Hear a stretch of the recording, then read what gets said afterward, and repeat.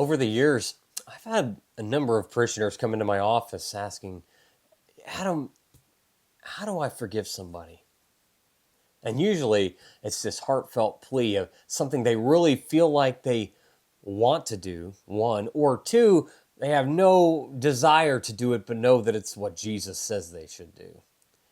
And it got me thinking, we don't talk enough about forgiveness and really just how impactful and important it is in our society today, especially in this society where we're so divided with each other. And we all want unity. We all want to come together and find ways to move together and create this society, this community that we want. And yet we can't seem to find ways to move forward.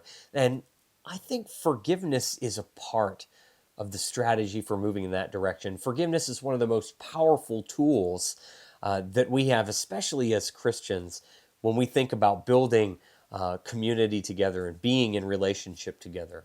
So why don't we talk a little bit about forgiveness? In the 18th chapter of Matthew, when Peter asked Jesus how many times he should forgive his siblings who have sinned against him, he throws out a number that I'm sure he thinks is huge. He says 7 times. But Jesus responds not with praise, but with 70 times 7, or 77. I mean, there's a little ambiguity there in the translation. But I think the number's really not that important here, because Jesus is throwing out a number that's astronomically huge. And I think what Jesus is saying, Peter, stop counting. You see, Peter, he's trying to make forgiveness into something that's measured and counted. He wants a rule or a law to follow, because that's easy. Following the rules, following the laws, that's simple. But forgiveness is not like that. Forgiveness is like grace. It's like mercy. It's like compassion. It can't be regulated into a rule book because it's about relationship. Now, what do I mean by that? Well, think about this. There's a place for rules and laws. They regulate behavior. They help us hold each other accountable to certain agreed upon norms and values and morals within society. Rules and laws are important. They make room for relationship and community to develop and flourish. But here's the thing. Rules and laws don't actually create or govern relationships. They don't bring people together. They simply provide the space for it to happen. But forgiveness is in another category. Forgiveness is about building and growing in relationship. It cannot be reduced to simply something measured and counted. I mean, think about this with me. So much of Jesus' ministry was spent trying to shift people away from a faith that simply measures and counts, and instead moves to a faith that builds relationships shaped by grace. Jesus pushed back against legalism that neglected the commandment to love your neighbor. And you see, forgiveness is a big part of building relationship. It's a big part of living into and showing and being about God's love. But what is it? What is forgiveness? Let's back up a little bit. Basically, forgiveness is choosing to remove our hands from around the throat of someone who's wronged us. It's not letting them off the hook or not saying that they shouldn't be held accountable, but it's about, in a way, letting ourselves off the hook. It means not letting a person's transgression against us infect our lives with resentment and anger and pain. Forgiveness frees us to live our lives to the fullest of our ability.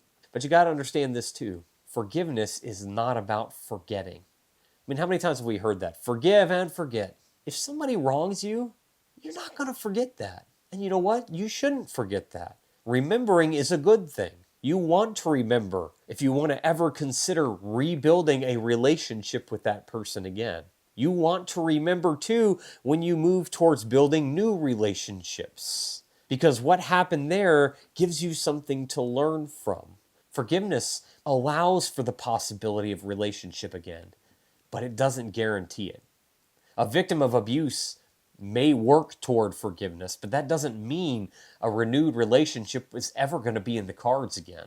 But without forgiveness, without relinquishing our death hold on another person, there is no chance of reconciliation and togetherness, and every chance that that wrong may tear apart your own life. So, my friends, let's be honest. Forgiveness is hard, but it's also necessary. It's one of the most powerful ways that we can live as followers of Jesus. One of the most powerful ways that we share good news and move toward togetherness rather than division. It frees us to live in the light when we might otherwise have simply just been lost in the dark, living in our own resentment. So let me ask you this. Who has ever wronged you in your life? I'm sure you can think of plenty of people. But who out there, who are the people you haven't been able to forgive? Is forgiveness possible? And maybe your answer is no, but ask yourself this. What might come about if you were able to forgive? What might happen in your own life if you were freed from that anger and resentment that you've held on to? How might that shape the relationships you make with new people? How might that shape how you approach people in the future? My friends, I think we need more forgiveness in the world. I think it's not the key to bringing our communities back together. It's not the key to building unity, but I think it's an important component of how we do that. Because I think so many of us feel wronged, especially in these partisan debates. I think in a lot of ways we fail to forgive one another in perceived wrongs that are affecting our hearts. Maybe we need to learn to forgive, to let ourselves off the hook as a way to begin to build relationships again.